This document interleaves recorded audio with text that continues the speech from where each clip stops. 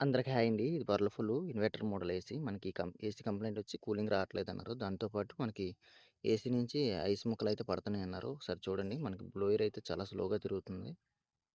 So, మనకు evaporator coil మొత్తం గూడా ఈ విధంగా ఐస్ అయితే బ్లాక్ అయిపోయింది. ఇదంతా మొత్తం కంప్లీట్‌గా మనకి ఐసే అండి. ఒకసారి మీకు చూపిస్తాను. ఇగో ఇదంతా మనకి ఎవాపరేటర్ మొత్తం గూడా ఐస్‌తోని కంప్లీట్‌గా ఫుల్ అయిపోయింది.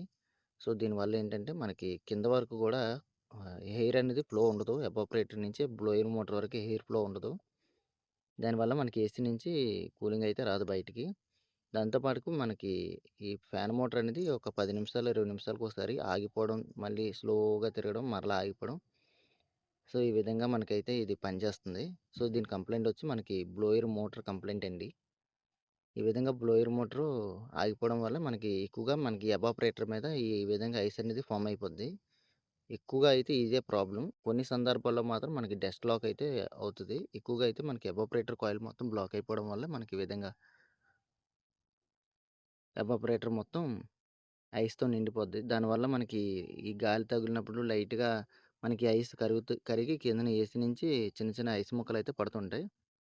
కొన్ని సందర్భాల్లో ఈ పిన్స్ ఉన్నాయి కదండీ! ఈ పిన్స్ బ్లాక్ అయిపోయినా సరే మనకి ప్రాపర్‌గా ఎయిర్ ఫ్లో అనేది బ్లోయర్ వరకు ఎళ్ళకపోయినా సరే ఐస్ అయితే ఫార్మ్ అవుతది. కానీ అది చాలా రేర్ అండి. మరీ మెయింటెనెన్స్ లేకపోతే తప్ప అంత వేగంగా అయితే అది ఉండదు. ఎక్కువగా మనకి బ్లోయర్ మోటార్ విస్సెస్ ఉన్న, బ్లోయర్ మోటార్ స్లోగా తిరిగినా, లేదా బ్లోయర్ మోటార్ కంప్లీట్‌గా ఆగిపోయిన ఇండోర్ యూనిట్‌ది అప్పుడు మనకి ఇలాంటి ప్రాబ్లమ్ అయితే వస్తది. సో, ఓకే అండి. ఈ వీడియో ఇంతే. Thank you.